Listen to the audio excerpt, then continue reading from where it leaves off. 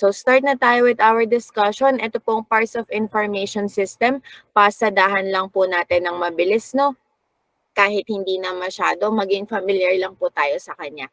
So si accounting kasi sinasabi po siya as an information system. Kasi kumbaga kay accounting, naglalagay tayo or kailangan natin doon ng mga inputs which is yung mga transactions, tapos ipaprocess natin siya through the 10 steps in the accounting cycle, i-journalize mo, ile-ledger mo, gagawa ka ng FS para makagawa ka ng output, which is ayun yung information na napoprovide ni accounting, which is useful for decision making ng mga users natin.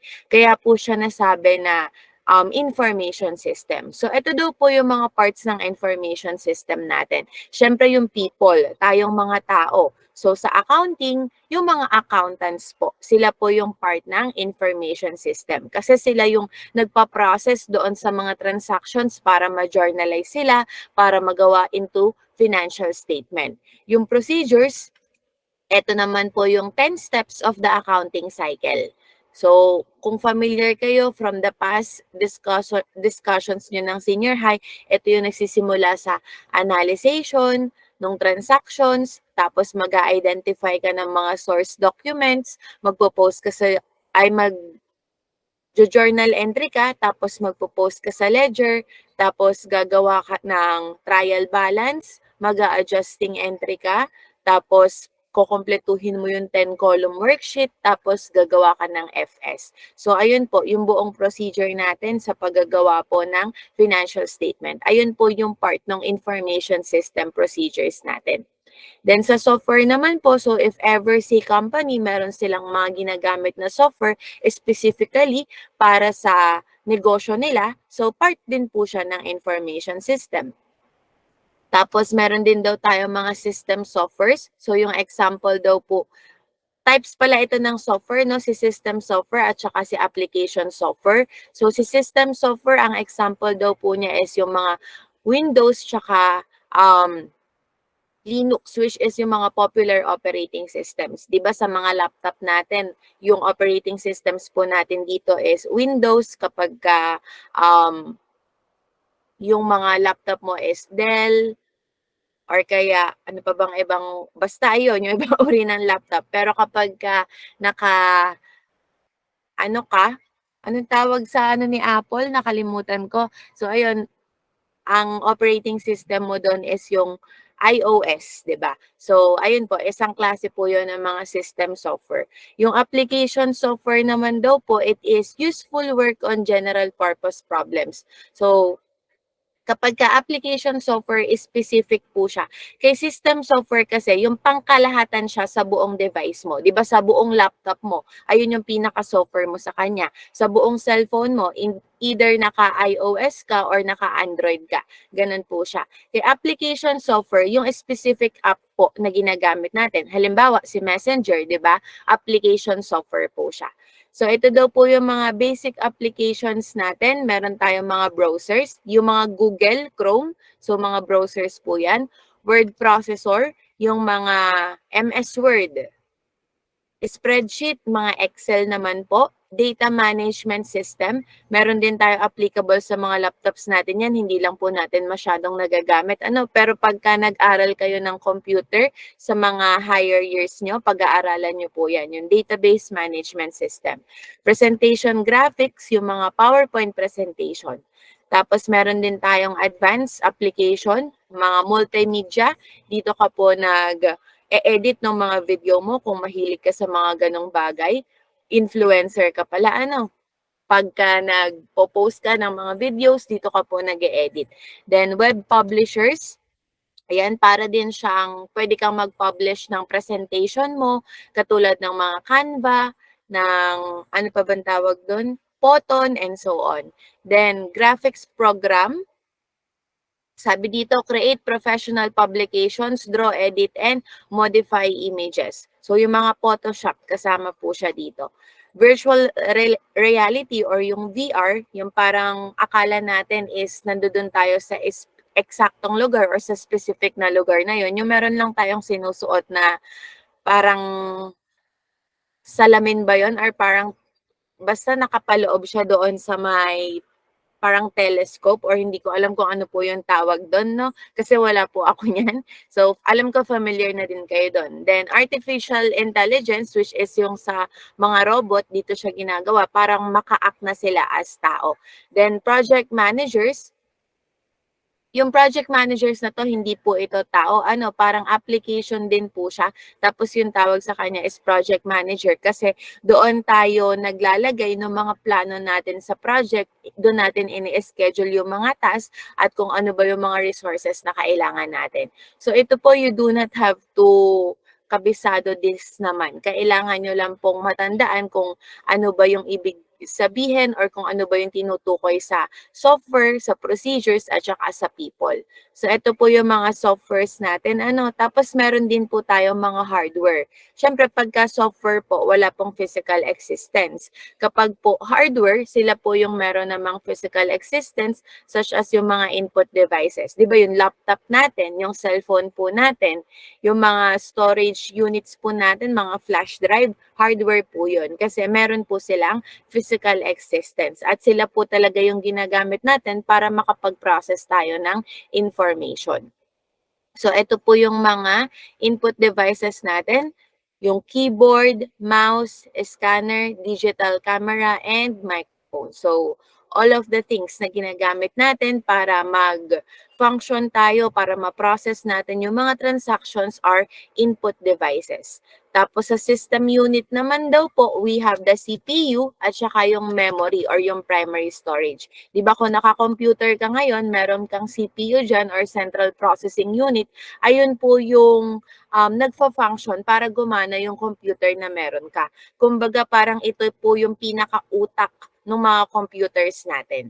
Tapos si memory naman or primary storage, 'di ba sa mismong computer mo or sa mismong laptop mo, meron po siyang sariling storage capacity niya doon. So ayun po yung tinutukoy niya dito.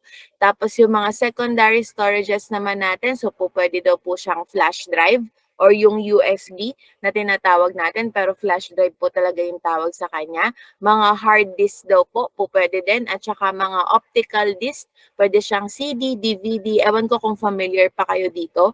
Pero during our time, dito po talaga kami nag-i-store ng mga kanta sa CD, DVD, parang nagpapa-burn ka, ayun ang tawag po doon, no? Hindi ko alam kung naabutan niyo pa yon. Kung hindi na, matanda na talaga ako, no? Then, output devices natin, kasama po dito yung mga monitor, TV, pati yung mismong screen ng mga laptops po natin. Then, mga printer. So, di ba sa printer, dun ka po nagpiprint ng mga files mo. So, meron tayong nakukuhang physical output ng product po natin. Then, sa mga communication devices naman daw po, so, sabi, this send and receive data and programs from one computer to another. So, a device that connects a microcomputer to a telephone is a modem. Di ba sa mga naka-iOS, kapag ka naka-MacBook ka, ayun, naalala ko na yung tawag sa laptop, no? So, kapag ka naka-MacBook ka po, pwede mong i-connect yung cellphone mo sa kanya. So, parang ganun po siya. Parang nako-connect natin yung one device to another device or one computer device to another computer device. Then, data, sabi dito, data is the raw material for data processing. In the case of accounting, yung data po natin is the transactions itself. Kung ano yung nangyari sa daily operations ng isang company. Kung nakapagbenta ba siya ng mga product, nakapag-provide ba siya ng service, bumili ba siya ng supplies niya, nag-process ba siya ng inventory niya. So when we say data, ito po yung mga sources of information na pinaprocess natin for accounting. So ito po daw yung mga examples ng mga files natin. So documents, pwede daw po siyang letters, worksheet, yung Excel, pwede daw din po siya, tapos yung database. Ayan.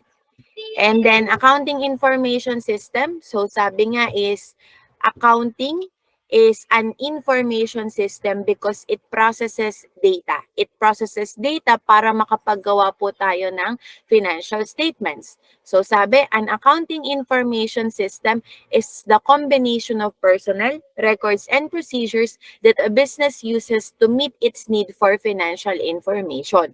Most firms have an accounting manual that specifies the policies and procedures to be followed, accumulating information within the accounting information system. So, binasa ko lang yung ibig sabihin po kung bakit po siya sinabi na information system. Kasi nga daw po, nagpa-process po siya ng data through the help of people, hardware, and software para makapag-produce po tayo ng financial statements. So, para daw po masabi natin na effective yung ating accounting information system, dapat meron daw po siyang cost-benefit principle. When we say cost-benefit principle, ibig sabihin, dapat po is konti lang yung magagastos natin para sa kanya. Dapat mas malaki yung magiging benefit ni company doon sa information system na yon.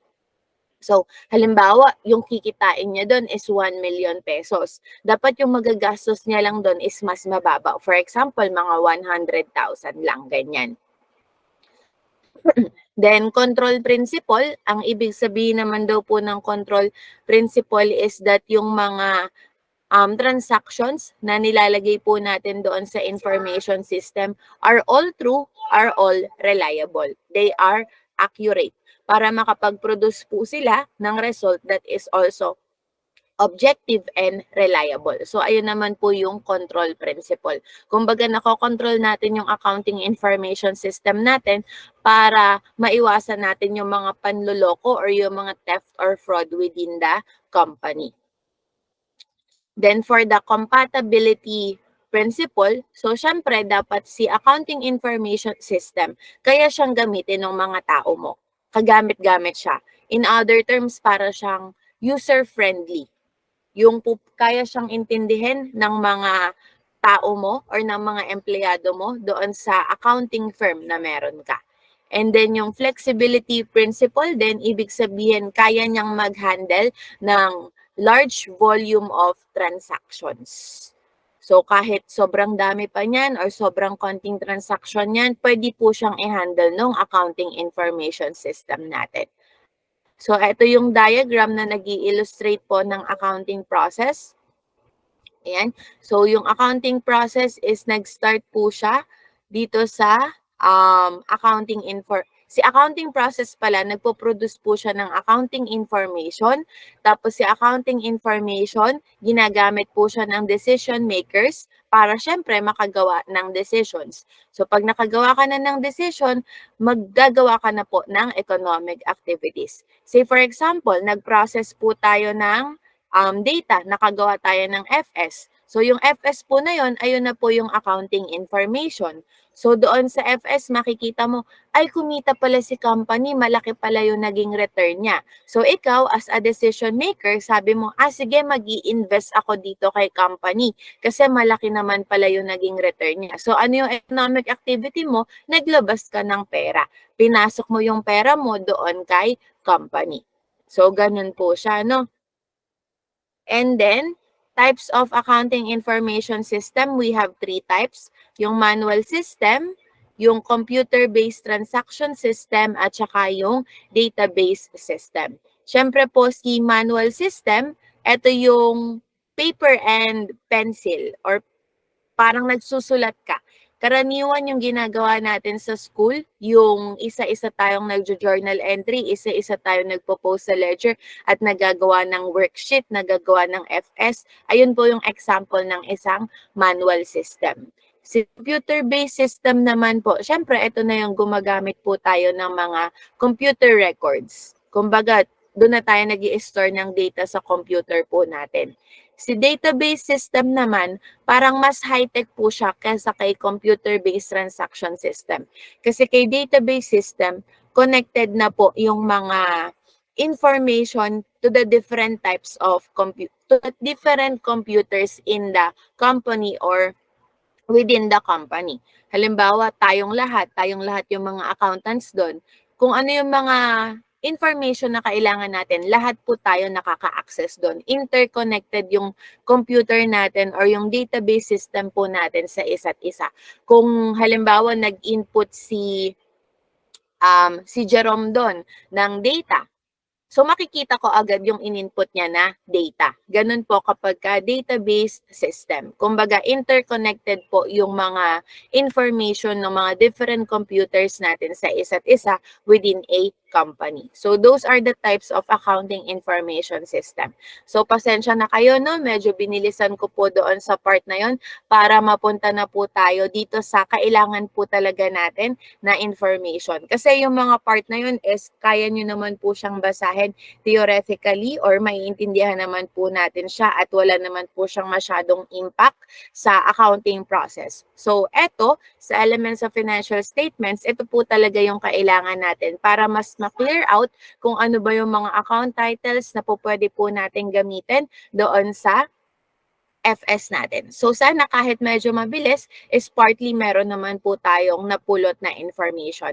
After all, this lecture po is already posted in our Google Classroom and you may refer to it na lang if ever na gusto nyo po siyang basahin ulit. So before we move forward to the elements of financial statements part of our discussion, are there any other questions po? So ito, ayusin na natin yung discussion dito, no? Ayan. So, dito na tayo sa elements of financial statements. So, itong elements of financial statements na to, mainly po, yung financial statements na tinutukoy natin dito is yung income statement at saka yung balance sheet na tawag nyo po dati, no? Pero, meron nga siyang other terms, naging statement of financial position siya at saka statement of comprehensive income.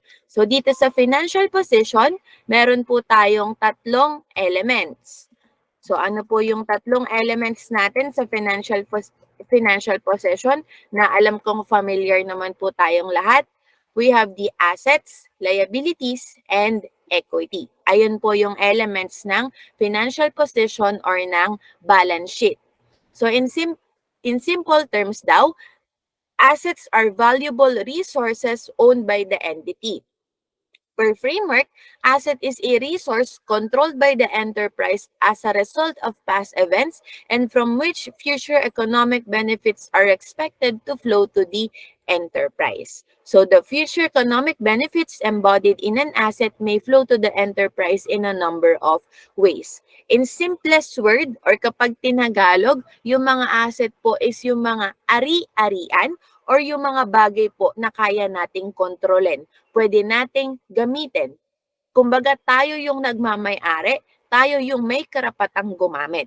Ayun po yung pinakasimpleng term or sa pinakasimpleng paraan na po pwede po nating i-describe ang isang asset. We can control that specific thing. Di ba tayo, meron tayo mga cellphones. Sino lang yung merong karapatang gumamit ng mga personal phones natin? Di ba tayo lang po? Ibig sabihin, asset po natin yung mga cellphones na yon. Pag binigyan ka ng baon ng nanay mo, di ba ikaw na yung merong karapatan na gumastos sa kung anumang paraan yung baon na ibinigay sa'yo? Ibig sabihin, asset mo po yung cash na yon. Asset mo yung baon mo na yon. So, ayun po yung pinakasimpleng explanation para sa asset. Pero it is further broken down based doon sa definition na yon. Ito yung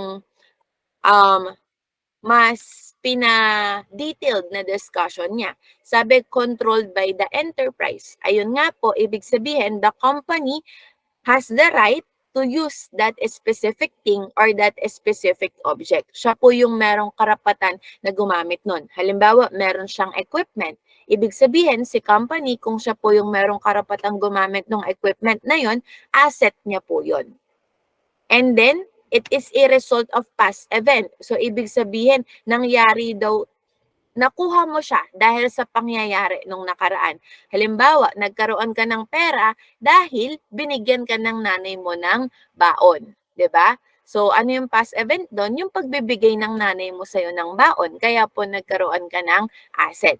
Meron kang cellphone, brand new. Bakit ka nagkaroon ng cellphone? Kasi nung isang araw, bumili ka po ng bagong cellphone. Yung past event mo doon, yung pagbili mo, yung purchase mo po nung cellphone. So, ang sinasabi dito, kaya po tayo nagkakaroon ng asset is meron pong nangyari nung nakaraan na nagbigay sa atin ng control doon sa specific object or specific thing na yon. Kaya tayo nagkaroon ng control at nasabi natin na asset po natin siya.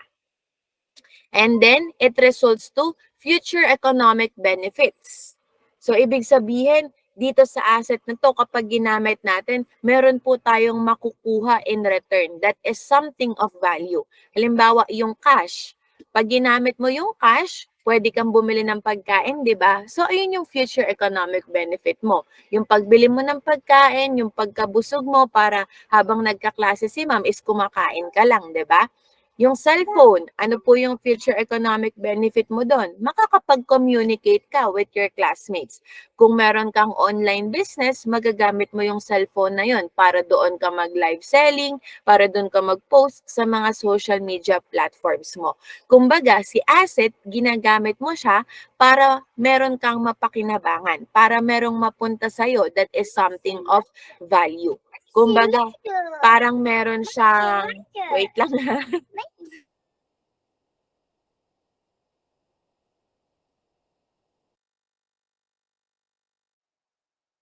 Ayan, bigla-biglang nagsasalita yung anak ko. Ano, narinig niyo ba?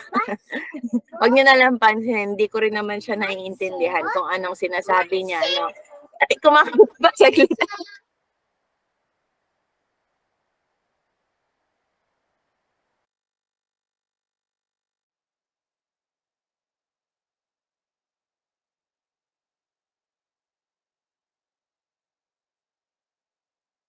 Nakaka-distract ba? Naririnig niyo ba siya? Or ako lang naman yung nakakarinig?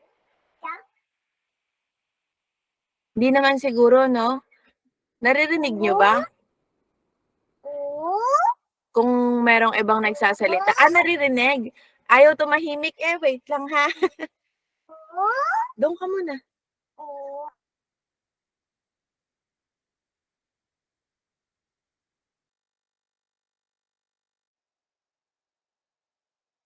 Ayan po yung mahirap kapag po naka-online class. Ano, madami magulo.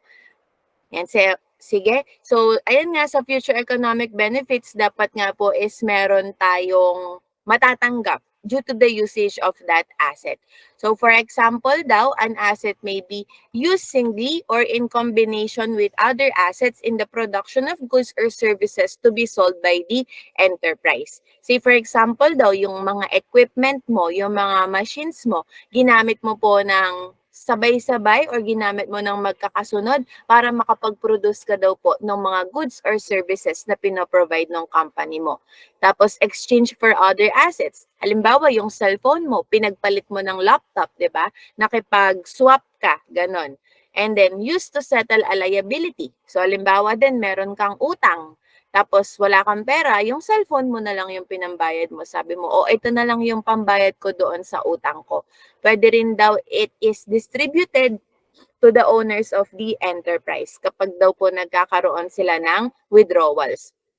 So ito daw po yung mga example ng assets natin: cash, cash equivalents, note receivable, accounts receivable, inventories, prepaid expenses, property, plant and equipment, investments, intangible assets, and other assets. So in the later part of the discussion, iisa-isahin po natin yung characteristic ng mga assets na yan. So any questions po with regards to the definition or explanation of assets, or kung kailan natin masasabi na asset ang isang bagay? Any questions po?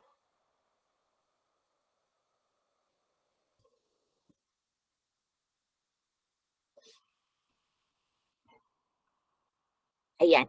Then liabilities. So 'di ba yung assets pag-aari natin, ari-arian, tayo ang may karapatang gumamit. Ang liabilities naman sa Tagalog or sa pinakasimpleng paraan, utang.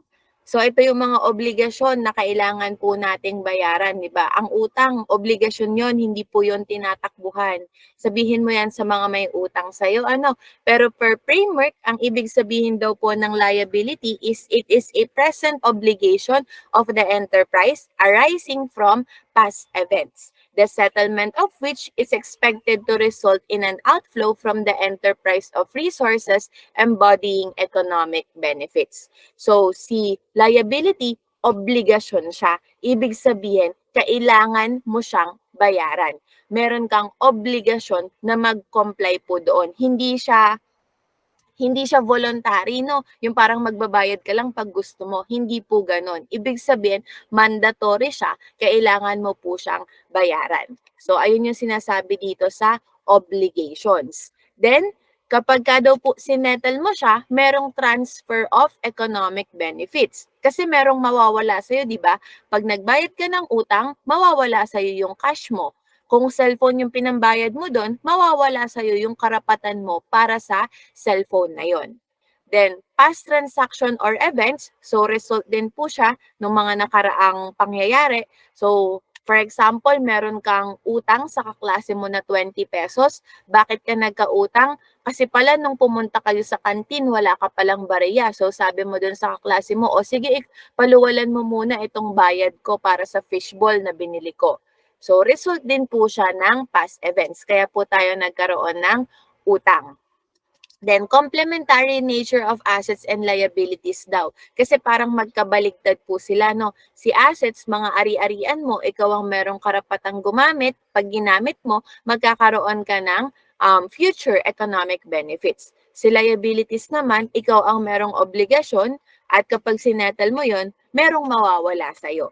Yung perang pinambayad mo or yung other assets na ginamit mo pang settle ng obligation na yon. So yung example daw po niyan is yung payment of cash, transfer of other assets, provision of services, replacement of that obligation with another obligation, and conversion of the obligation to equity. So ito din po yung examples ng mga liabilities natin. Meron tayong notes payable, accounts payable, accrued liabilities, unearned revenues, mortgage payable, bonds payable, and other debts. So, i-explain din po natin to isa-isa sa later part po ng discussion natin. Then, last element ng statement of financial possession is yung equity. So, equity is the residual interest in the assets of the enterprise after deducting all its liabilities. Kaya nga, di ba, ang formula natin, yung assets is equals to liabilities plus equity. Pwede natin siyang i-rearrange or pwede tayong magkaroon ng formula transformation. Parang ang mangyayari, equity is equals to assets minus liabilities. So, kapag yung liabilities, lahat ng utang na meron tayo, minus natin doon sa mga pag-aari natin, sa mga ari-arian na meron tayo. Yung matitira po doon or yung residual interest, ayun po yung equity natin. So, nakatype po siya sa in-call messages. So, ibig sabihin, pag yung liabilities naman po yung hinahanap natin, liabilities is equals to assets minus equity. So, ayan lang naman tatlong formula na yan. Pero nag-arise lang siya doon sa accounting equation na assets is equals to liabilities plus equity. So, kapag ka daw po sole proprietor, na pag-aralan na natin to kahapon, isa lang yung owner, ang tawag po natin ay owner's equity. Kapag ka naman po partnership, so since 2 or more na sila, bawat partner, meron kanya-kanyang owner's equity account or partner equity din yung tinatawag natin sa kanya. Tapos sa corporation, ang tawag po natin ay stockholders equity because as have been discussed last day or kahapon, di ba si corporation ang tawag sa mga may-ari sa kanya ay stockholder or shareholder. So, ayan po yung equity natin. Yung formula po na sinasabi ko kanina nasa in-call messages po. Yan. So, absorb muna natin siya bago po tayo magtuloy doon sa another part ng financial statements natin. So sa statement of financial position, 3 pong elements yan: assets, liabilities, and equity. So wait lang po.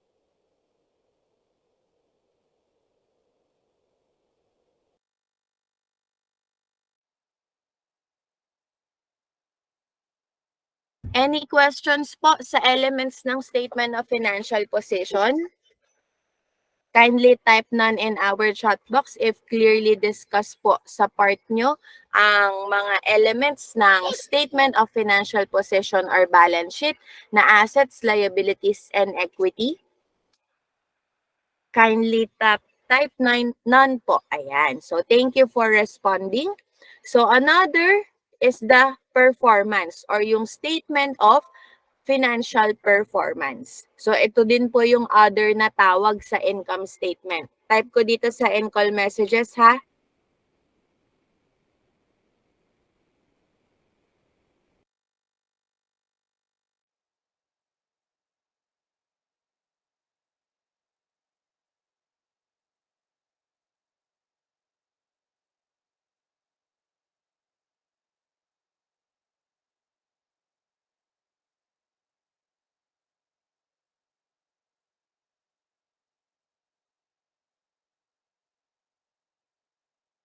Ayan. So, tinype ko po sa in-call messages yung mga other terms ng mga financial statements natin.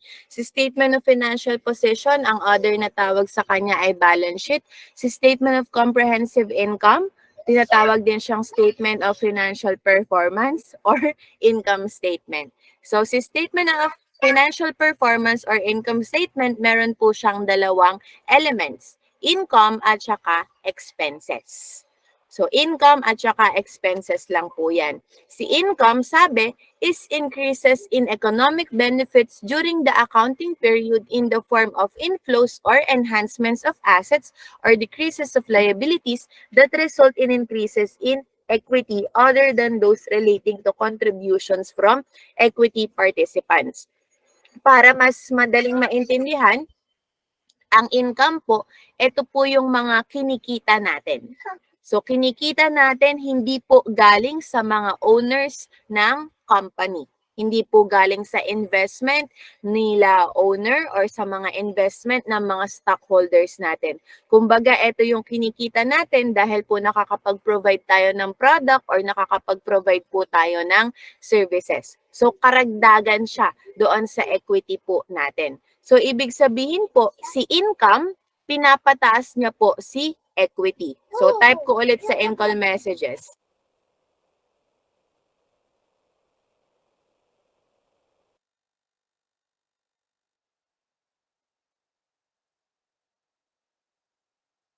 Ayan. Sabi ko po dito sa in-call messages, income increases equity. Di ba doon sa element ni statement of financial position, meron tayong equity doon? So kapag nagkaroon po tayo ng income, kay statement of financial performance, ibig sabihin po, napapataas niya din yung equity doon sa statement of financial position natin or balance sheet. Kasi nga po, kumikita tayo. At di ba yung net income natin, at the end of the accounting cycle naman, kino-close naman po natin yan sa equity or capital. So yung equity capital din po, iyon baka po malito pa kayo doon. So si income, nahahati siya sa dalawa. Pwede siyang revenue, pwede po siyang gains. Kapag po siya ay revenue, it arises in the ordinary course of business. So, ayun po yung tatandaan nyo kay revenue is that it arises in the ordinary course of business. Ibig sabihin, nanggagaling to dahil nakapagbenta po tayo ng product or nakapag-provide po tayo ng service. So, ang example nga daw po nito is yung mga sales, fees, interest, dividends, royalties, and rent income. Si gain naman, syempre yung kabaligtaran. Yung gain po does not arise in the ordinary course of business. So, nasa in-call messages din po lahat, no? So, si income, napapataas niya po si equity. Dalawa yung klase niya, pwedeng revenue at pwedeng gain. So, si revenue, nag-a-arise po siya sa ordinary course of business. Ibig sabihin dahil sa pagbebenta mo ng product or pagpo-provide mo ng service, si gain po, hindi siya doon nag-a-arise. Sa other matters siya. Halimbawa, meron tayong machine na pinaglumaan, hindi na natin ginagamit, tapos bibili tayo ng bago. So since hindi na natin siya ginagamit at gusto naman po nating bumili ng bago, ibebenta natin siya. Hindi naman talaga natin produkto ang pagbebenta ng makina. Hindi naman talaga natin negosyo yon. Pero nung binenta natin yung pinaglumaan nating machine, meron tayong natanggap na pera, nagkaroon po tayo ng gain. It does not arise in the ordinary course of business because selling machine is not our business. Pero may natanggap pa rin po tayong inflow na napataas yung ating equity, gain po ang tawag doon. Pag revenue kasi, dahil to sa negosyo mo talaga. Dahil ito yung normal na ginagawa mo sa business mo. Si gain po, ito yung mga natatanggap natin from other things around the company na walang kinalaman doon sa normal part ng business natin. Nakuha po ba yung difference nila?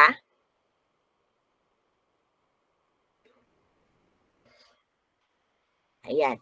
And then next is expenses. So si expenses, syempre kabaligtaran po siya ni income. So expenses decreases equity. So napapababa po ni expenses si equity. Di ba income napapataas niya si equity? Si expenses naman po ay napapababa niya si equity. Kasi parang mga considered to as outflow, papalabas naman. Si income kasi inflow siya. Yung benefits ay papasok sa atin. Si expenses, yung mga benefits ay palabas po sa atin. Kumbaga merong nawawala sa atin. So si expenses din, pwede rin po siyang maklasify into ordinary expenses at saka yung losses. So yung expenses or various classes ng expenses natin, ito po siya, highlight ko dito sa screen. So there are various classes of expenses but they are generally classified as cost of services rendered or goods sold. So ito yung presyo ng mga produkto na binebenta po natin. Tapos pwede rin siyang distribution or selling expense. Distribution or selling expense, sila po yung merong kinalaman sa pagbebenta po natin ng product. Yung mga shipping fee, ayun, mga distribution or selling expense po yun. Pwede rin yung mga advertising expenses, di ba? Para ma-market natin yung product natin.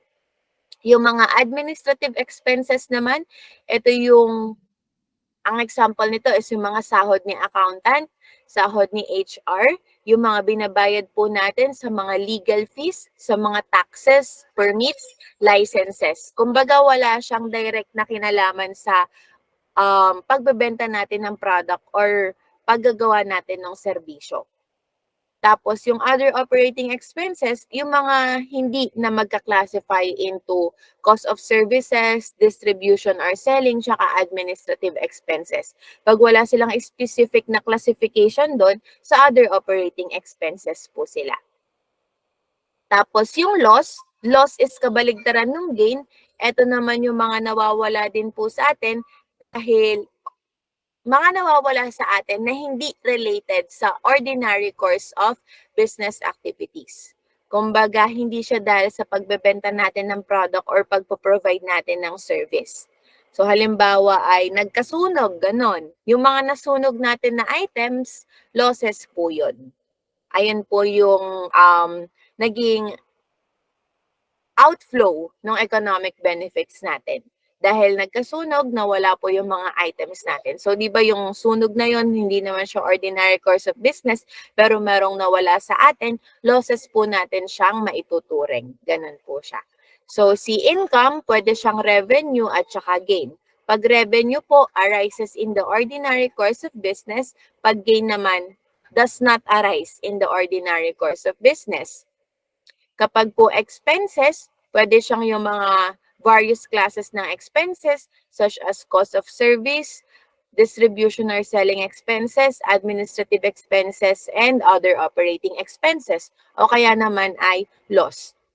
Etong mga to, tong various classes of expenses na to, eto din po yung mga nag-a-arise in the ordinary course of business. Dahil po siya sa negosyo natin. Etong si losses, hindi siya dahil doon sa ordinary course of business. Parang counterpart lang siya ng revenue at saka po ng gains. Clear po ba tayo sa income and expenses na element ng statement of financial performance or income statement? Malinaw po? Ayan, so thank you for responding. Then, the account naman daw. So, lahat ba tayo familiar sa T account? Kasi 'di ba karaniwan ito talaga yung ginagamit natin as a form of ledger dahil medyo matrabaho kung yung natural na form ng ledger yung gagamitin natin. So the account. So the basic summary device of accounting is the account. A separate account is maintained for each element that appears in the balance sheet. So kanya-kanya yan, magkakahiwalay yan. Isang account para kay cash, isang account para kay accounts payable, isang account para kay capital, as well as isang account para sa revenue mo, isang account para sa expenses mo. Ayun nga yung nasa phase tayo ng accounting na classifying, di ba? Kasi gusto natin i-summarize yung mga effect ng mga transactions on a per account basis. So sabi, thus, an account may be defined as a detailed record of the increases, decreases, and balances of each element that appears in an entity's financial statements. The simplest form of the account is known as the T account. Kasi kung makikita nyo po sa image at alam kong familiar naman kayo, yung guhit na pa ganon, di ba? Letter T po siya. Kaya po siya tinawag na T account. Ayun lang naman yung dahilan nun, no? Tapos dito sa left side po is always the debit side. Tapos yung right side is always the credit side. So hindi po ang ibig sabihin ng debit ay increase, ang ibig sabihin ng credit ay decrease. Wala pong ganun ano. Pero ang debit, ang ibig sabihin left, ang credit, ang ibig sabihin ay right. So, wag tayo malito sa left and right, no? So, yung accounting equation, as I have mentioned earlier, assets is equals to liabilities and owner's equity. Ibig sabihin po, they should always be balanced.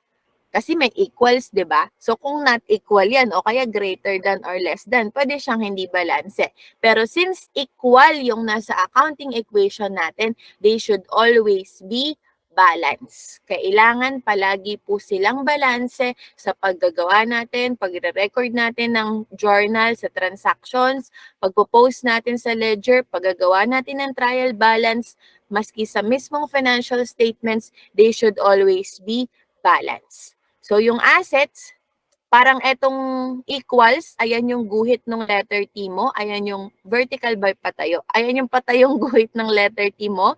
So dyan siya nahahati. So yung assets mo yung nasa left side, ito po yun. Tapos yung liabilities and owner's equity naman yung nasa right side. So ang ibig sabihin po nito is po pwede na natin siyang i-relate doon sa mga tinatawag nating normal balances. Ano po ba yung ibig sabihin ng normal balances?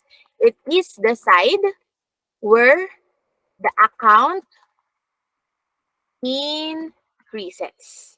So, normal balances po is the side where the account increases. So, si asset, since nasa left side siya, ang ibig sabihin, pag nagkaroon ng entry sa left side or sa debit side, doon po siya tumataas. Kasi siya po yung nasa left side nung accounting equation natin. Tapos, si liabilities and owner's equity, sila po yung nasa right side. So, ang ibig sabihin, pag nagkaroon po ng entry sa right side or credit side, doon po sila tumataas. Siyempre, pag binaligtad mo, halimbawa, si asset, nilagyan mo siya ng entry sa right side, bababa po siya. Kasi ang normal balance niya ay sa left side or sa debit. Si liabilities and owner's equity, pag nilagyan mo po ng entry sa left side or sa debit side, magdi-decrease din po siya. Kasi ang normal balance niya or ang normal side niya is on the right side or on the credit side. So summarize po natin siya dito sa in-call messages natin. Yung mga normal balances of accounts or yung side kung saan po sila tumataas. So yung assets po natin is on the debit side, liabilities is on the credit side, equity or capital is on the credit side. Tapos dagdag na rin natin si income. So, di ba yung income, napapataas niya yung equity, kaya yung normal balance niya sa credit side din po. Tapos yung expenses, napapababa niya si equity, kaya yung normal balance niya is on the debit side. Dagdag ko na rin po dito si withdrawal. Withdrawal, napapababa din po si equity, kaya debit side din po siya. So, ayan, nakatype po sa in-call messages yung normal balances of accounts or yung side kung saan po sila tumataas. So, si asset po sa debit, siya tumataas, as well as expenses and withdrawals. Yung liabilities, equity, and income naman po, sa credit po sila tumataas. So, ibig sabihin kapag nilagyan mo sila ng transaction, doon sa opposite na side nila, doon naman po sila bumababa. Nakuha niyo po ba yung ibig sabihin ng normal balances at ng accounting equation natin? Yan. So, thank you for responding. So, dito na tayo sa typical account titles used para po mas maging familiar tayo sa kanya. So, sa statement of financial position nga, as I have mentioned earlier, is ito yung mga pag-aari po natin o ari-arian. Sabi ko, tinanong ko kayo kahapon at alam kong nasagot nyo na meron tayong dalawang classification ng assets. Pwede po siyang current at saka non-current. So para po masabi natin na current siya, ito po yung kanyang mga qualifications. So una, it expects to realize the asset or intends to sell or consume it in its normal operating cycle. Ibig sabihin po ay magagamit natin siya within the normal operating cycle. Ano po bang ibig sabihin ng normal operating cycle? Sabi dito sa baba, operating cycle is the time, kulang pa ng time dito, is the time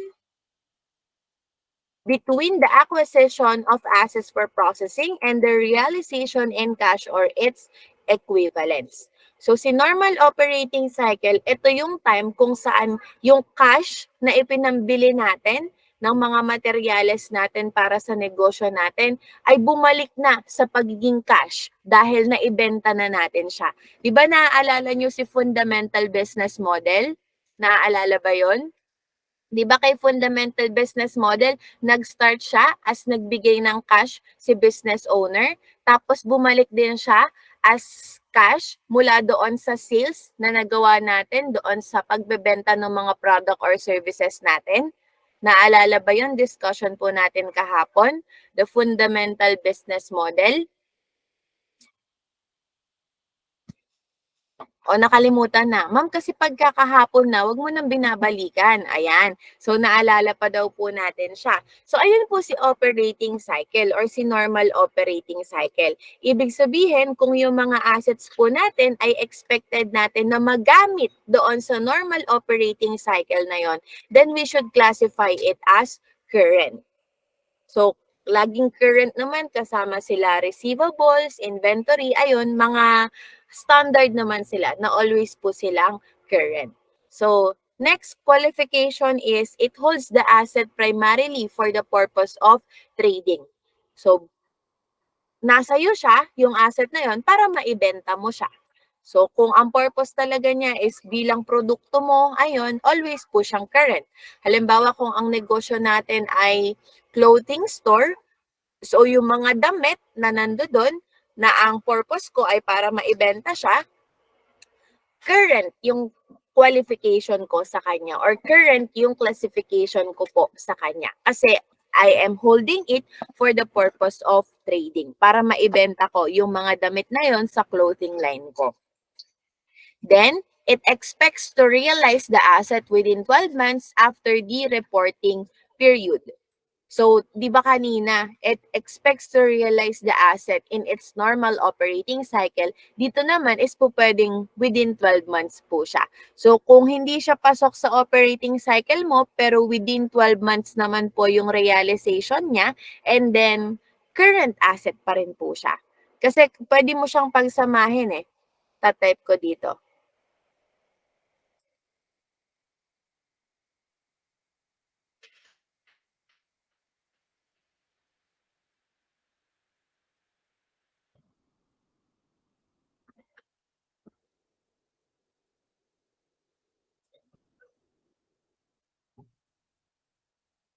Ayan, tinype ko po sa in-call messages natin.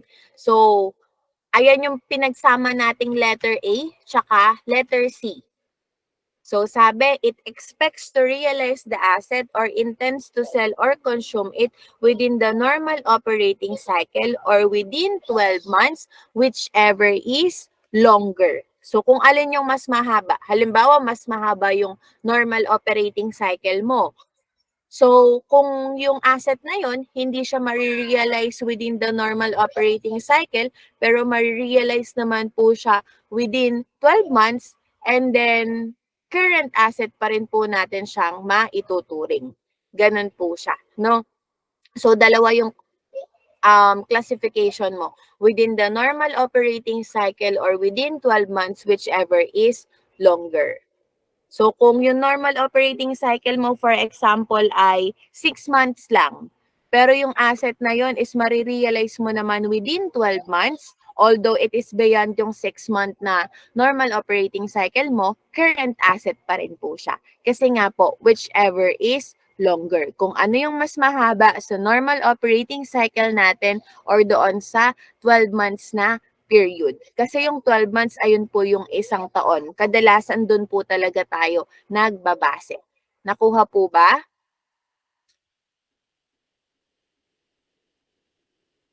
Yan. So, baka lumitaw yan no, kung longer ba o shorter. So, wag tayo magpalito, whichever is longer po tayo.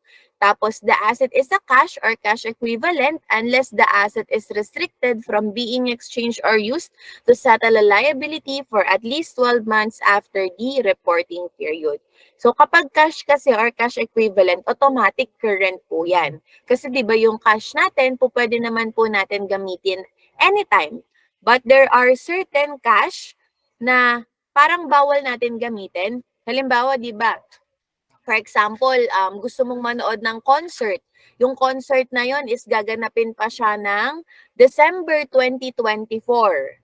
So ano pa lang ngayon, September 2023 pa lang. So nag-iipon ka ng pera, hindi mo talaga siya ginagamit. Nilagay mo siya sa loob ng isang baul. Sinabi mo din sa lahat ng kapamilya mo na bawal gamitin tong pera na to. Tong pera na to ay specifically gagamitin ko para makapanood ako ng concert sa Singapore ng December 2024.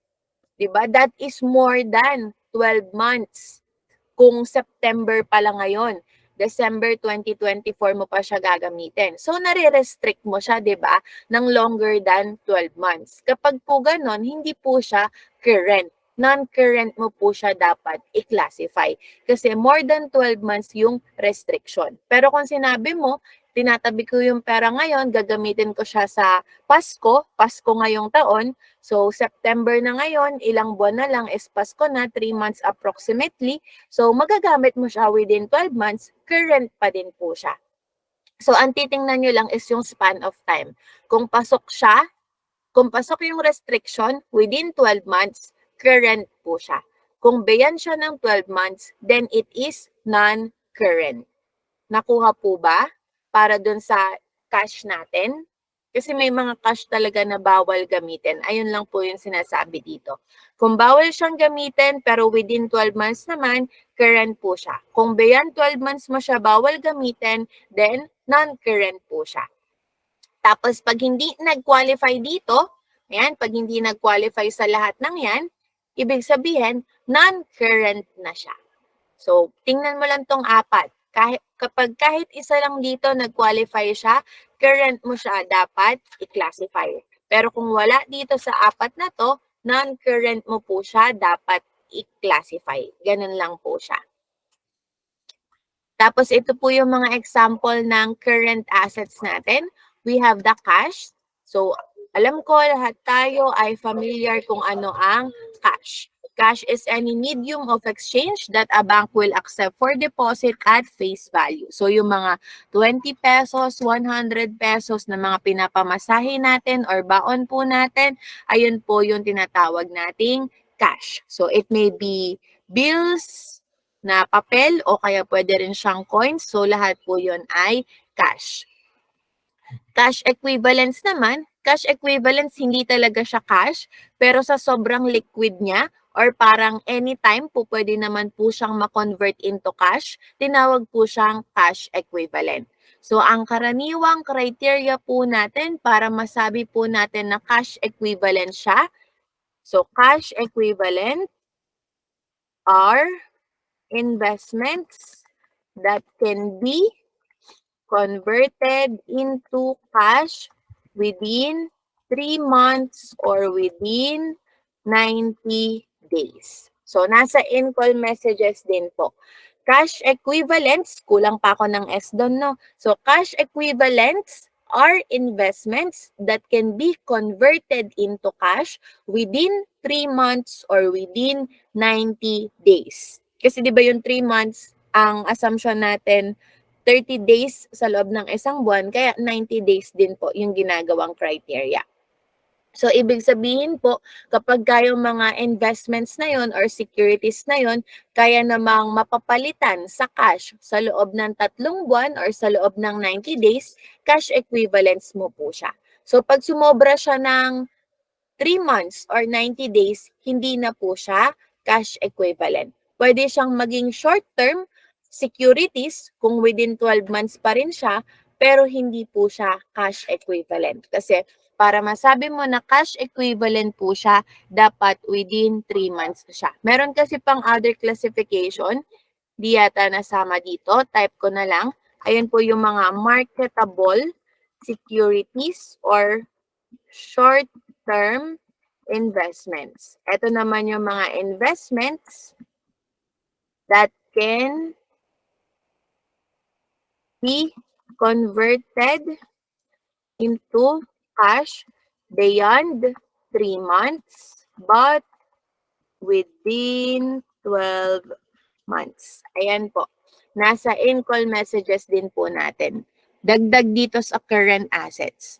Marketable securities or short-term investments are those investments that can be converted into cash beyond 3 months, mahigit 3 months, no? But within 12 months. Si cash equivalents kasi dapat po within 3 months para cash equivalent siya. Pero halimbawa, 5 months bago mo siya ma-convert into cash. Di ba yung 5 months, mas mahaba siya sa 3, pero mas maiksi naman siya sa 12 months. Ang tawag mo na doon is marketable securities or short-term investments. Nasa in-call messages po natin. Nakuha po ba yung difference niya ng cash equivalent at saka ng marketable securities or short-term investments? Yung period lang yung titingnan natin doon, no? Yung 3 months lang na yan, tsaka yung 12 months. Then we have the notes receivable. So kapag notes receivable, meron po tayong written evidence or written promise. Parang sinusulat mo, ako ay nangangako na magbabayad ng ganitong halaga sa ganitong panahon. So syempre, kung yung notes receivable po natin is collectible or kaya natin siyang singilin within 12 months, then current asset din po siya. Tapos yung accounts receivable, ito yung walang written pledge. So ayun lang pinagkaiba niya. Pag notes, may note, 'di ba? Merong written promise. Pag accounts receivable, wala pong written promise, ano lang siya, verbal. Napangako sa'yo kung kailan siya magbabayad. Oral lang yung usapan nyo. Wala kayong written pledge or written promise. So kapag ka naman po inventories, so ito yung mga binebenta natin, ayun nga daw yung classification niya, held for sale in the ordinary course of business, in the process of production for such sale. Di ba kahapon nakapag-discuss ako sa inyo ng classification ng inventory sa manufacture? Yung meron tayong work in process. So ito, kasama doon. Ayun yung definition ng work in process. In the process of production for such sale. Yung meron ka nang nagawang proseso pero hindi pa tapos, di ba? Inventory mo pa rin siya. O kaya daw in the form of materials or supplies to be consumed in the production process. Ito yung raw materials. Kumbaga, si letter A, ito po yung finished goods mo kasi pwede mo na siyang ibenta anytime, available for sale na siya. Si letter B, ito yung work in process kasi hindi pa siya tapos pero in the process na siya ng production. Si letter C, ito naman po yung raw materials kasi ito yung mga gagamitin mo, yung mga ingredients mo para makapag-produce ka ng product or makapag-provide ka ng service. So, I have explained that kahapon, yung classification po ng inventories for a trader at saka manufacturer na type ng business. Naalala pa po ba yon? Yung nangyari sa buhay natin kahapon? Siyempre, naaalala pa. And then, prepaid expenses. So, prepaid expenses naman daw po are expenses paid for the business in advance. So, hindi porket meron siyang expense na word dito, ay expense mo siyang i-classify. Ano? Ang ibig sabihin po ng prepaid expenses is parang nag-advance payment tayo, ganon. Yung parang nagbayad tayo in advance para sa isang bagay na hindi pa naman natin magagamit ngayon. Meron bang mga nagdo-dorm dito? Di ba kapag ka nag-dorm ka or nag-apartment ka, mostly nagre-require sila ng advance. Halimbawa, 2 months advance or 1 month advance. Ibig sabihin, ngayon pa lang, kahit hindi ka pa nangungupahan doon, kahit hindi ka pa nag-i-stay doon, magbabayad ka na po agad para makonsume mo yung time na yun na po pwede kang magstay doon sa place na nirerentahan mo. Kaya nga yung mga prepaid expenses natin are assets paid in advance but not yet used. So, ayun po yung prepaid expenses. Yung mga assets na binayaran mo in advance pero hindi pa nagagamit. So, ang example niyan is yung prepaid rent nga, yung binayaran mong renta in advance pero hindi ka pa naman tumitira doon. Pwede rin tayong prepaid insurance, di ba?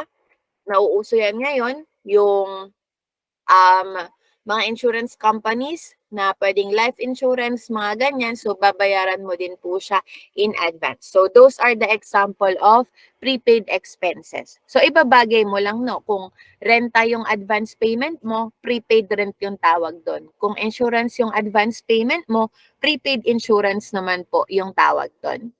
Nakuha po ba ang ibig sabihin ng prepaid expenses? Paid in advance but not yet used. Tapos, ayan po yung mga examples natin. So, those are a few examples of the current assets. Dito naman tayo sa non-current assets. Sa non-current assets natin, syempre nangunguna na dyan ang PPE or property, plant, and equipment. Syempre, ito po yung mga tangible assets. When we say tangible, nakikita, nahahawakan, nagagamit, meron siyang physical existence. So, alam ko naman na alam nyo na yung components ng PPE.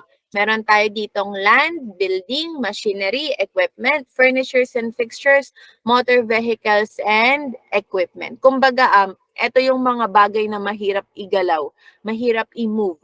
Kung mamumove man natin is, it will require us some force or kailangan natin siyang perusahin. Pero na lang yung mga motor vehicles, of course.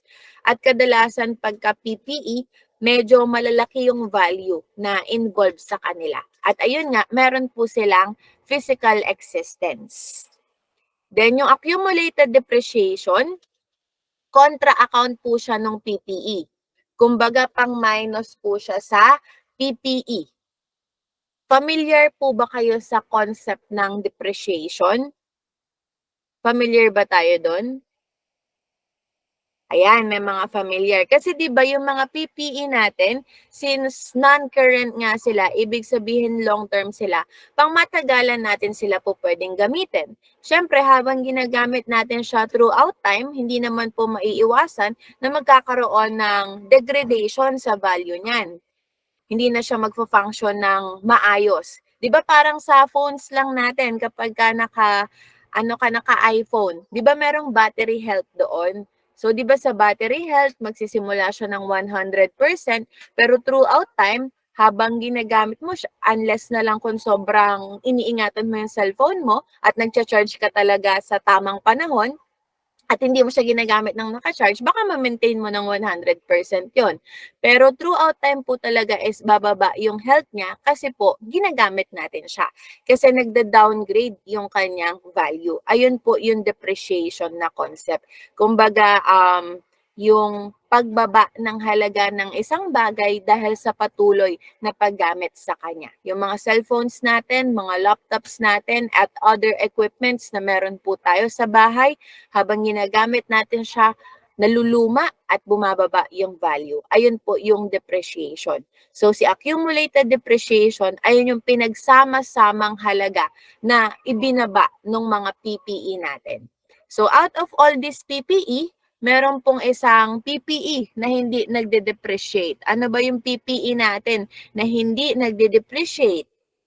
Hindi siya bumababa ng value, but in fact, it appreciates. Ito po yung, ayan, very good, yung land. Kasi yung land, habang tumatagal, tumataas po talaga yung value niya. Depende sa development doon sa community na meron po kay land. Pero yung other PPEs, yung building, machinery, furnitures and fixtures, motor vehicles, lahat po yan nagde-depreciate. Ang hindi lang nagde-depreciate, si land. So parang may nabasa nga ako sa FB noon. Sabi ang tawag doon, gulatin mo yung mga walang bilib sa'yo, i-depreciate mo yung land. So ako, wag niyo akong gulatin, no? Wag niyo pong i-depreciate yung land kahit ano pong mangyari. Kasi manda kayo sa akin. It never depreciates po. And then, intangible assets. So, ito yung kabaligtaran ng PPE. Kasi sabi natin, di ba, si PPE, meron siyang tangible na existence. Nakikita, nahahawakan, nagagamit mo talaga siya. Si intangible assets, ito po yung mga walang physical existence. Pero meron po silang value. Karaniwan sa intangible assets, makikita mo siya sa mga rights, ganyan. So, ang example daw po nito is yung mga goodwill, patents, copyrights, licenses, franchises, trademarks, brand names, secret processes, subscription lists, and non-competition agreements.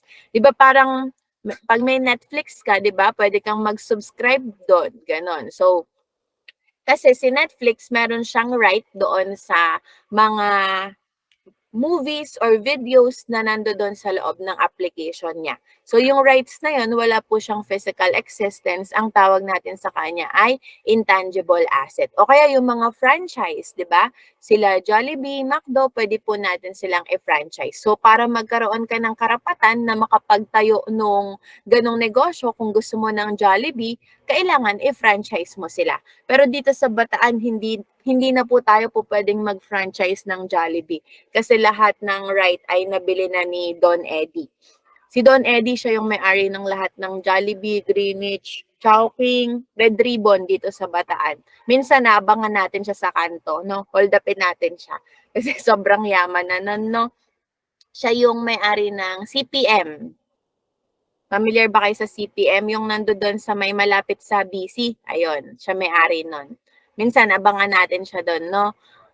Ayan, pati ng Village Bank. So, kung gusto niyo magkaroon ng right na makabili ng or makapagtayo ng Jollibee dito pagdating ng panahon, kailangan bilhin natin yung karapatan kay Don Eddie. So, that is an intangible asset.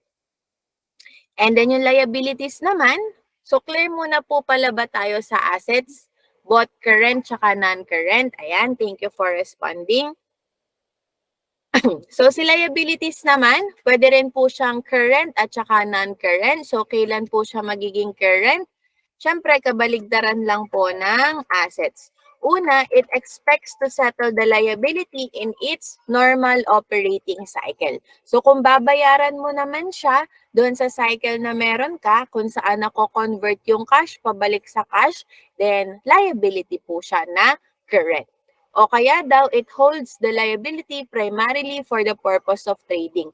Halimbawa, kaya ka nag-utang kasi nag-order ka ng supplies, di ba? In-order mo yung mga inventory mo. Then, for the purpose of trading siya, current din po siya. O kaya daw ay, it is due to be settled within 12 months after the reporting period. So, yung parang sa concept lang din ng assets kanina, binaligtad lang. Kasi dito, ikaw naman yung magbabayad nung utang. Tapos, ito yung magkaiba talaga sa kanila, yung letter D, kasi kay assets, about sa cash po siya. Ito naman, about doon sa unconditional right to defer settlement. So sabi dito, the entity does not have an unconditional right to defer settlement of the liability for at least 12 months after the reporting period. Ano bang ibig sabihin ng unconditional right to defer settlement? Yung parang karapatan na ipaurong kung kailan ka dapat magbayad. Halimbawa ay magkaibigan kayo.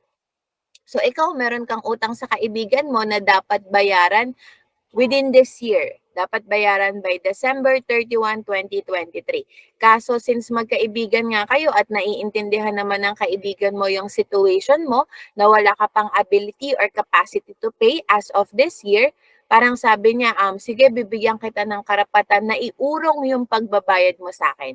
At ikaw, minaximize mo yung right na yon, parang anytime pwede mo sabihin sa kanya na, pwede bang wag ko munang bayaran ngayong 2023? Pwede bang sa 2025 na lang? So, ilang taon pa yon? 2 taon pa yon, di ba? So, more than 12 months yung karapatan mo na i-defer yung settlement. So, kapag ka meron kang ganong karapatan na unconditional, ibig sabihin, basta sabihin mo lang doon sa pinagkakautangan mo, wala kang ibang dapat na gawin, hindi mo kailangang kumanta, sumayaw, or magbigay ng kahit anong bagay. Unconditional nga po kasi siya, wala siyang hinihinging kondisyon. Non-current daw po siya. So, non-current po siya pagka meron tayong ganong karapatan. Kasi anytime pwede natin siyang i-exercise, di ba?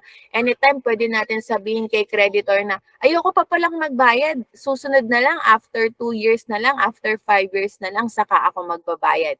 Pagka ganun daw po, non-current daw po si liability. Pero pag wala siyang ganong karapatan, which is ito yung sinasabi, sa qualification ni current, the entity does not have an unconditional right. Walang karapatan. So kung wala kang ganong klaseng karapatan sa settlement ng liability, current po siya. Pero kapag meron kang ganong karapatan, non-current naman po siya. So dapat is at least 12 months para maklasify po natin siya as non-current. Clear po ba tayo dito kay letter D, qualification of a current asset? Napindot lang ba yung nag-raise hand na yon? Bigla din kasing nawala. Ayan. So, thank you for responding. Sige, okay lang. So, kapag ka hindi current, syempre, non-current siya, no? Yung residual definition. So, ito po yung mga example ng current liabilities natin. We have the accounts payable. So, kapag accounts payable, ang counterpart nito is accounts receivable, di ba? Pero ito, tayo naman yung may utang. Kay accounts receivable kasi sila yung may utang, tayo yung may karapatang maningil. Dito naman, kay accounts payable, tayo naman yung merong obligasyon na magbayad. So, kapag accounts payable, verbal lang din yung promise natin to pay. Parang usapan lang, oh, magbabayad ako sa'yo next week, mga ganun lang. Pero kapag ka notes payable, from the word itself, notes, meron po tayong written promise. Kumbaga, nagsulat tayo na, sige, magbabayad ako sa'yo pagdating ng ganitong panahon, sa ganitong halaga, mga ganong bagay. And then, accrued liabilities. Si accrued liabilities, counterpart siya ng prepaid expenses. Kasi di ba si prepaid expenses, paid in advance but not yet used. Si accrued liabilities naman po, accrued liabilities or accrued expenses. Ayun po yung other term sa kanya. Accrued expenses. Ito naman po yung already used but not yet paid. Diba? Si prepaid expense, nabayaran mo na pero hindi mo pa nagagamit. Kaya asset mo siya. Kasi paid mo na siya tapos meron ka ng right na magamit siya. Si accrued liabilities or accrued expenses, kaya siya nasa expenses kasi nagamit mo na pero hindi ka pa nagbabayad. So example nito yung mga kuryente natin, kila Pinelco, yung mga water bills po natin na mga nagagamit na natin tapos for the following month pa po natin babayaran. So, counterpart po sila. Ibig sabihin, magkabaligtad po sila ng concept. Di ba? Si accounts receivable tapos accounts payable, ayan yung mag-counterpart. Si notes receivable tapos notes payable, tapos si prepaid expenses at saka si accrued liabilities or accrued expenses. Prepaid expenses, bayad na pero hindi pa gamit, kaya nasa asset siya. Accrued liabilities or accrued expenses, gamit na pero hindi pa bayad, kaya may utang ka. Therefore, nasa liabilities naman po siya. Clear po ba tayo doon? Yan, thank you. And then, unearned revenues. Unearned revenues naman, ito naman po yung parang nagbayad sa atin si customer in advance. Yung advance payment po ni customer para sa mga goods or services natin. Pero hindi pa natin nare-render po sa kanya yung product or service. So, kaya meron kang unearned revenue. Meron kang utang kay customer. Kasi nagbayad na siya sa'yo in advance, pero hindi mo pa naman nabibigay sa kanya yung produkto o hindi mo pa naman nabibigay sa kanya yung serbisyo. Kaya siya unearned revenue. Hindi mo pa siya kita. Kasi utang mo pa siya as long as hindi mo pa nabibigay kay customer yung product or service. Nag-advance payment lang po siya sa'yo. Kaya unearned revenue po siya. So, ibig sabihin, you have to first give the product or provide the service bago mo ma-earn si revenue. But as long as it is unearned pa, nasa liability po natin siya. Kasi nagsuserve yun as utang po natin kay customer na nag-advance payment. So, ayun lang tatandaan nyo dyan. Pag unearned revenue, nag-advance payment si customer for a product or service na hindi pa naman nabibigay ni company. And then, current portion of long-term debt. So, si current portion of long-term debt, possible kasi naka-installment tayo. Halimbawa, yung utang natin, 5 million. Tapos, to be paid every year ng 1 million. So, yung portion na 1 million na kailangan mo bayaran ngayong taon or sa susunod na taon, ayun po yung current portion. Yung within 12 months na masasakop, ayun po yung current portion. Yung beyond 12 months, nung installment na liability na yon, non-current siya, of course. So, titingnan mo lang, dito sa debt na to, na installment, na hulug-hulugan, alin ba dito yung dapat bayaran within 12 months? Yung dapat bayaran within 12 months, ayun po yung current portion. Kasama siya sa current liabilities. Tapos, ito po yung mga example ng non-current liabilities natin. Mortgage payable. Mortgage payable, karaniwan po siya sa bahay. Ganyan. Kapag kumuha tayo ng bahay o kaya ng kotse, mga ganon, na mga properties natin, parang meron tayong nagsiserve as collateral. Halimbawa, nangutang ka, tapos yung bahay mo, ayun yung ginawa mong collateral, meron po tayong mortgage payable. Ibig sabihin, pag hindi tayo nakabayad, kukunin nung pinagkautangan natin yung bahay na yun or yung kotse na yun na nag-serve as collateral. So, karaniwan kasi kapag may mga collateral na ganun, mahabang panahon bago natin mabayaran. Mga 5 years, 10 years, ganyan. Si bonds payable naman, madalas ay long-term din po siya kasi ang maturity niya din or payment niya din karaniwan ay 10 years or 5 years. So, ito yung parang possible kasi ang mag-issue ng bonds, pwedeng government or bangko, ganyan. So, kukuha ka lang or mangungutang ka lang ng substantial amount of money. Million-million yung halaga kapag po bonds payable tayo. Tapos, long-term nga din po siya. So, kailangan nyo lang matandaan na ayan yung basic assumption sa kanila, na non-current po sila. Unless po sasabihin sa problem na yung bonds payable is payable within 12 months. So kung payable siya or due siya within 12 months, kahit po bonds payable pa yan, magiging current na siya. Kasi pumasok na siya doon sa qualification, di ba? That is due to be settled within 12 months. So always nyo lang titingnan yung date. Pero pag wala pong date, si mortgage payable at saka si bonds payable, non-current mo po siya ilalagay. Unless sasabihin po or ipapakita sa'yo, ipapa-assume sa'yo na yung mortgage at saka bonds ay within 12 months, dapat mo na siyang isettle. Pagka ganon, magiging current na po siya. And then yung last na element po ng statement of financial possession sa owner's equity, meron naman po tayong capital. So, di ba yung capital, ito po yung pinaka-account ng owner natin. Kapag po nagkakaroon tayo ng investment, ganyan, pag tumataas yon, dito po tayo sa capital, nag-re-reflect. So, ayan yung pinaka-account title niya. Tapos, withdrawals, yung kapag kumuha naman siya ng pera doon sa negosyo, yung gagamitin niya na for the personal consumption of the owner. Withdrawals po yung tawag natin. Minsan, drawing din. Withdrawals or drawing account. Pwede din natin siyang gamitin. Tapos, si income summary,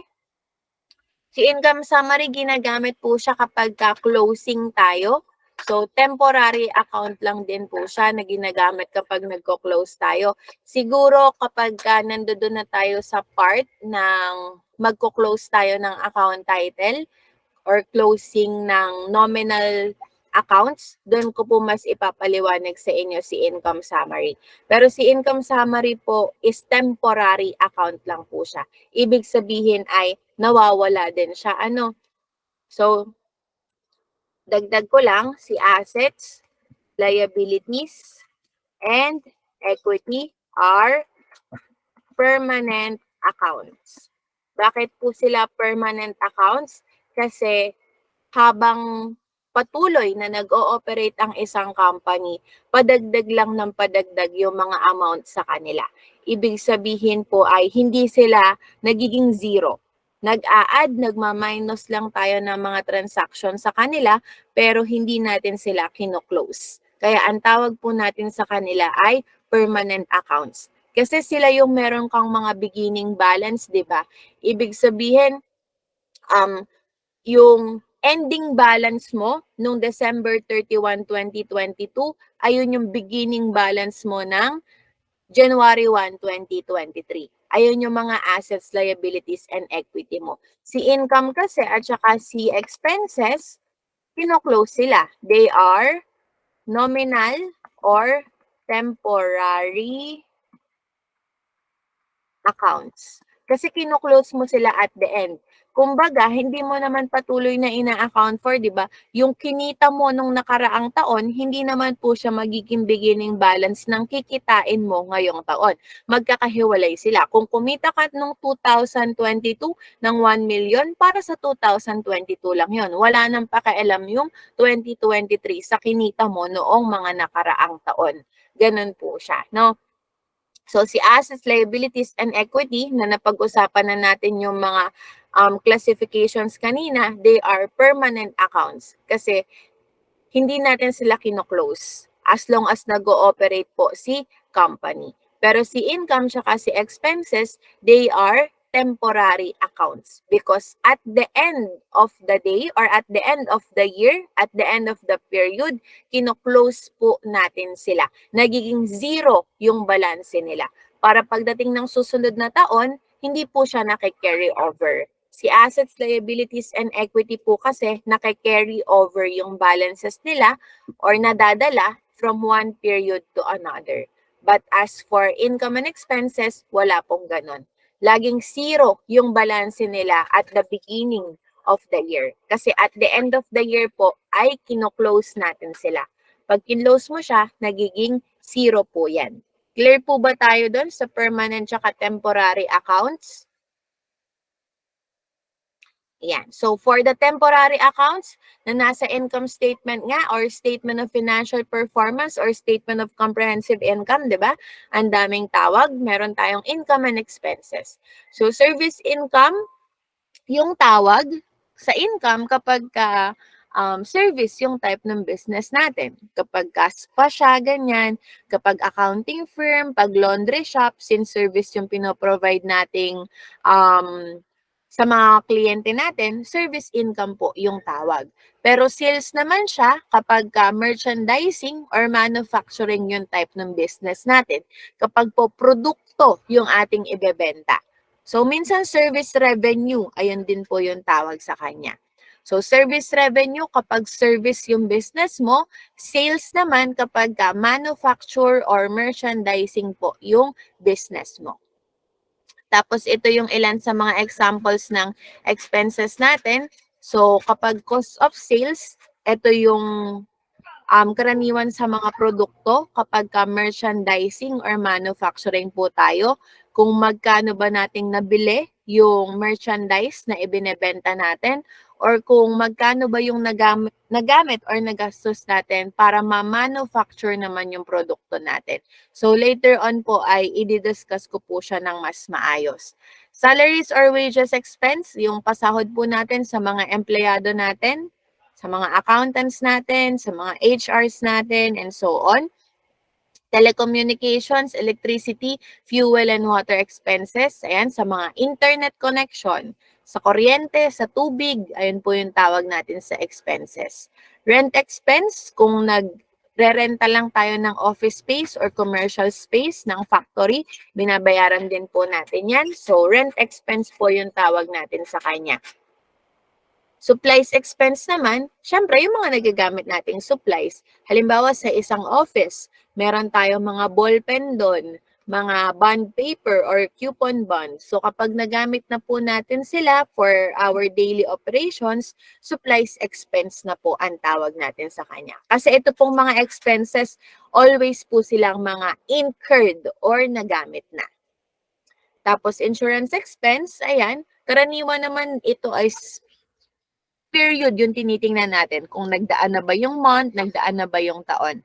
Tapos nga si depreciation expense or yung pinag-usapan natin kanina na pagbaba ng value ng mga property, plant, and equipment natin bukod sa land. So kapag dinepreciate natin siya, ang tawag doon ay depreciation expense. Tapos si uncollectible accounts expense. Ito naman yung expense dahil doon sa mga customers na hindi nagbabayad, 'di ba? Hindi naman lahat ng accounts receivable natin ay makokolekta natin. To be doubtful of collection.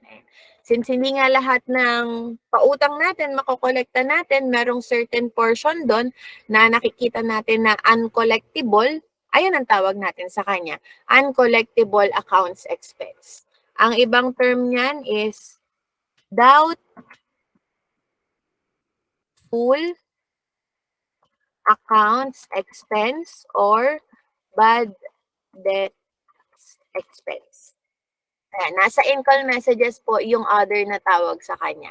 Sa uncollectible accounts expense. Pwede din po siyang doubtful accounts expense or bad debts expense. So, ayun, iisa lang yung tinutuko niyan. Ayan lang din yung portion na hindi natin makolekta sa mga customers natin.